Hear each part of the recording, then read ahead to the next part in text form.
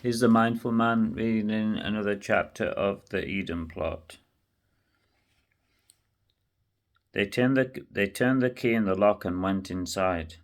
A beamed living room with an inglenook fireplace greeted them, and opened out into a kitchen with rather ancient units and worktops.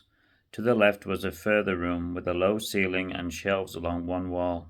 It would make an ideal study, Kennington thought, though he doubted that Nicholas would use it as such. Yes, yes, he ventured, and I like Woodpecker Cottage as a name. He saw the agent smile with satisfaction. The property had been on their books for months, and he sensed the possibility of a sale at last. I thought you'd like it, Dad. Come and see upstairs. They followed him up the winding staircase with its rope handrail, and saw three cottage-style doors ahead of them.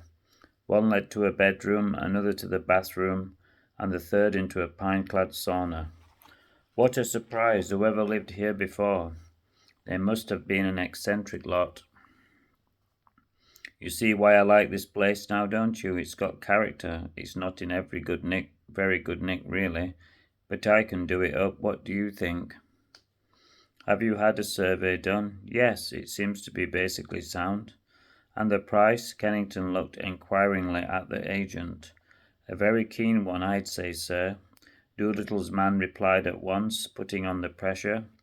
In my view, this sum accurately represents the current market value of the property, and a quick sale would prevent any increase. We're in a seller's market at the moment, so as I'm sure you are aware. They spent the next hour looking into every nook and cranny inside the house and exploring the tumbled-down sheds in the garden, promising to return the keys to the estate agent's office in Foxington on their way home. It's time we found some lunch, Nico. What do you think? I'm exhausted. Is there a pub near here?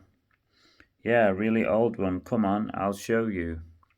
They drove into the village and drew up in front of the Rattlesnake, a welcoming two-story building with open stud-work and heavy beams inside. There was a menu chalked up on a blackboard, and they chose a dish described as chicken breast with mushrooms and pepper cream sauce with a hint of brandy, new potatoes, and a salad garnish. It sounded irresistible, but did not quite live up to its promise. An hour later, and with a pint of the local brew inside them, they left the pub to walk round the village. The green was attractive and neatly kept. On the left they found a Victorian church of rough stone redeemed, so Nicholas thought, by the conservation area at the back. There was a pepper saxifrage and scarlet pimpernel there, and mouse-ear hackweed. Such romantic names, he thought. Hull House lay further along, though there was no hill in sight, with white-paned weatherboarding and ruche curtains in the windows. They're probably Mr. and Mrs. Hill, he said, and exchanged a knowing glance with his father. After some modern houses with pseudo-rural names like Glenmore and Oakdale, they found a row of old cottages with wisteria rambling over the roofs. A timbered house at the end of the green was the best building. It had steep gables, a ridge-line made uneven by the passage of time, and a charming overhanging room above the porch, supported on silvery grey wooden posts. It was called Bridge Farm. Turning back along the other side of the road, they passed the small village shop. On a notice board outside were the dates of meetings of the parish council and posters about village activities. Bowls, the WI, and a Friday night disco from 7 till 9. They smiled at the thought that there must be young people in the village who should not dance and cavort beyond that early evening hour. Kennington was pleased to find some evidence of community spirit, and congratulated his son on discovering such a promising place in which to put down roots.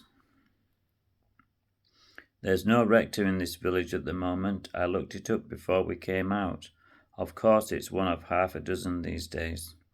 I wonder if the bishop has anyone in mind for it. I must ask him next time I see him. Don't tell him I'm coming here, please, Dad. I don't want anyone to know who I am. I want to make my own way. You do understand, don't you? Of course, then I'll say nothing about it. As they drove home, Kennington said casually, "There's a small concert in the cathedral tonight, and your mother and I are going. We've got to sit at the front, such a dreadful place to be, but there may be some tickets still. Would you like to come?" "I mind. Who's playing?" "It's a bit up your street, actually. There's an instrumental group called the Jallianwala Quartet.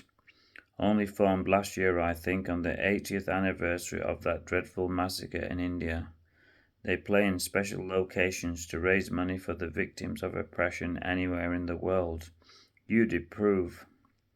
"In that case, Dad, I'll be there. I've nothing else to do this weekend." "What's on the programme?" "They've chosen some popular pieces and a few religious works. Nothing too heavy. You'd like it. I expect the bishop will be there, but you can keep out of sight." Hope you enjoyed this chapter of The Eden Plot by Paul G. Brett. Please sub me if you liked it.